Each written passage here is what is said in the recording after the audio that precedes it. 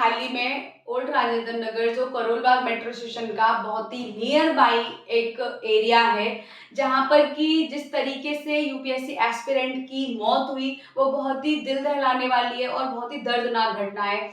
इस घटना को देखते हुए मैंने भी अपने यूपीएससी प्रिपरेशन के कुछ दिनों को याद किया और इस घटना को मद्देनजर रखते हुए मैंने अपने ही शब्दों में कुछ इस कोचिंग की दास्तान को इस तरीके से राइट डाउन किया है। शायद मैं चाहती हूँ कि आप लोग भी उसे समझें और सुने। कोचिंग कोचिंग करते थे, कोचिंग कोचिंग कह गए, लिखते लिखते मेन सपना अपना सब कुछ खो गए। जान गई है खेल नहीं, किसी माँ का लाल गया, किसी पिता की परी गई। तमाशा तमाशा करते हो, तमाशा करना बंद करो। कर सकते हो तो कुछ अच्छा करो, वरना दिलासा देना बंद करो।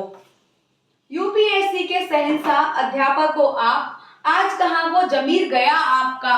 कहते थे आप बच्चे हमारे हो, ऐसे अध्यापक कहाँ गए, क्यों नहीं लेते सुध हमारी। कहाँ गुरु आप हो गए, जिनके भरोसे माँ पापा हमें ओआरएन में छोड़ गए या मुखर्जी नगर में छोड़ गए। ये जो दास्तान है कोचिंग की वो मैंने अपने शब्दों में बयां की कि किस तरीके से ओआरएन ओल्ड राजेंद्र नगर में हुई घटना हम सबके दिल को दहलाने वाली है। और हर यूपीएससी एस्पिरेंट अभी तक तो ये था कि पेरेंट्स अपने बच्चों को बहुत इजीली अपना एक सपना अपने दिमाग में तैयार करके, चाहे फाइनेंशियली कंडीशंस उनकी कितनी भी रफ क्यों ना हो, लेकिन फिर भी अपने बच्चों को भेजा करते थे मुखर्जी नगर और ओल्ड राजेंद्र नगर। लेकिन शायद ही अब कोई पेरेंट्स ये स्टेप लेने के लिए मजबूर हो। वैसे भी आप सबको पता है कि अभी टेक्नोलॉजी इतना डेवलप हो गया है कि लोग बच्चे सब आजकल यूट्यूब और इंस्टा पर अच्छी अच्छी रील्स देखते हैं जिससे खुद को मोटिवेट करते हैं। और हमारा यूट्यूब तो जिंदाबाद है लोगों के लिए, बच्चों के लिए स्पेशली एस्पिरेंट्स को प्रिपरेशन करनी हो। हर कोचिंग अपना एक ऐप चला करके अपनी प्रिपरेशन, बच्चों की प्रिपरेशन को आगे बढ़वा रहा है। तो आप सभी देखिए कि जो ये घटना हुई, आपको लगता है कि अब कोई भी पेरेंट्स मजबूरी में या अपने दिल से अपने बच्चों को मुखर्जी नगर और ओल्ड राजेंद्र नगर में प्रिपरेशन करने के लिए भेजेगा? कोई भी पेरेंट्स कभी नहीं चाहता कि उनके बच्चों की इतनी दर्दनाक मौत हो। ये जो मौत हुई है एक तरीके से हम ये भी कह सकते हैं कि ये मौत हुई एक हत्या है। जैसे कि कोविड के टाइम पर हम जिसको मौत का आंकड़ा दे रहे थे ना, वो मौत नहीं थी, वो एक तरीके की हत्या थी, जहाँ पे हॉस्पिटल्स की जिम्मेदारियां नहीं थी अच्छे से या डॉक्टर्स अपनी जिम्मेदारियों को बहुत अच्छे से नहीं निभा रहे थे। सेम सिचुएशन आज इस वाली सिचुएशन में भी अप्लाई होती है कि भाई बेसमेंट में क्लास चल रही है, पानी 1 मिनट के अंदर 6 फीट पहुंच जाता है और आपको यही नहीं पता कि आपका ड्रेनेज सिस्टम कहाँ वर्क कर रहा है। ये सिचुएशन बहुत मतलब सीरियस लेने वाली सिचुएशन है, जिसको कि देखिए कोचिंग इंस्टीट्यूट भी, एमसीडी भी और हमारा जो प्रशासन है, हमारे जो पॉलिटिशियंस हैं, वो सब इसको नकार देते हैं। अभी हाल ही में क्या कहूँ, जरा सा न्यूज चैनल खोल के देखिए तो देखोगे कि मुखर्जी नगर का दृष्टि आईएएस भी सील हो गया। जिस दृष्टि आईएएस को सील किया गया, शायद कभी उसी बेसमेंट में बैठ करके हमने भी 6-6 घंटे क्लास ली। जब उस बेसमेंट को सील लगते हुए देखते हैं तो हम अपने दिन याद करते हैं।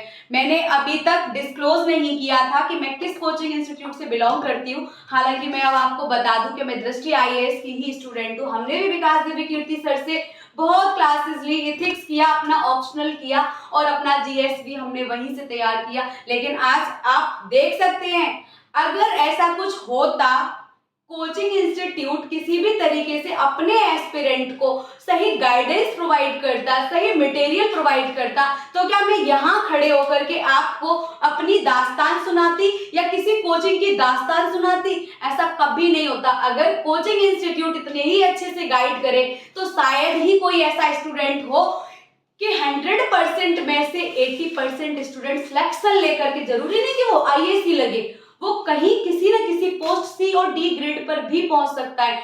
जब हम कोचिंग से निकल आते हैं, अपनी खुद की सेल्फ स्टडी करते हैं, प्रिपरेशन करते हैं, तो देख पाते हैं कि कोई किसी भी कोचिंग इंस्टीट्यूट ने हमारे साथ कोई अच्छा रोल प्ले नहीं किया। जो भी किया हमने खुद किया। हमारी सेल्फ स्टडी, हमारा हार्डवर्क, हमारा पैशन ही आगे काम आता है। अभी हाल ही में भी हम बहुत सारे एग्जाम्स देते हैं और क्रैक भी करते हैं। देन वी रियलाइज दैट कि our hard work is the key to success. and no coaching institute, no notes, nothing is important for our preparation. Our syllabus is important, our preparation, our hard work is too much important. इस ORN की घटना से हमें बहुत कुछ याद आता है. कभी भी एस्पिरेंट अपने घर, अपने पेरेंट्स को ये कॉल करके नहीं बताता कि आज मेरे यहाँ पर जिस रूम में मैं रह रहा हूँ वहाँ वेंटिलेशन की सुविधा नहीं है. क्योंकि भाई जब स्टार्टिंग में जाते हैं तो आप 15,000 दे करके भी पीजी में अफोर्ड कर पाते हैं, लेकिन एक सिचुएशन आती है उसके बाद आपके पास में इतना बजट नहीं रहता. और आईएएस बनने, कलेक्टर बनने के लिए शायद गांव के जो लोग होते हैं ना, उनके लिए एक डीएम की गाड़ी जब आती है ना गांव के क्षेत्र में हूटर बजाती हुई, तो वो बस वहीं अपना सपना सजा लेता है. माँ बाप सोचते हैं कि ठीक, मैं नहीं कर पाया, मेरा बच्चा इसी गाड़ी में किसी दिन कलेक्टर बन के आएगा.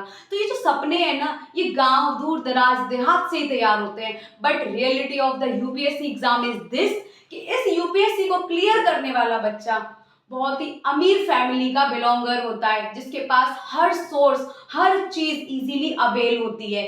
जैसे कि कोचिंग के महंगे महंगे नोट्स, जैसे कि कोचिंग इंस्टीट्यूट्स, जैसे कि कोचिंग इंस्टीट्यूट के महंगे टीचर्स, जहां पर आप या कोई मिडिल क्लास फैमिली का बिलोंगर 20,000 रुपए पीजी का अफोर्ड नहीं कर सकता है. बट जो अच्छी फैमिली का बिलोंगर है वो 20 क्या, वो तो 50,000 भी अफोर्ड करेगा. उसे कपड़े भी नहीं धुलने उस 20,000 के पीजी में रहते हुए, उसे कोई काम ही नहीं करना है. Each and everything is available on the finger tips. ये एक मिडिल क्लास फैमिली या एक लोअर क्लास फैमिली के लिए नहीं होता है.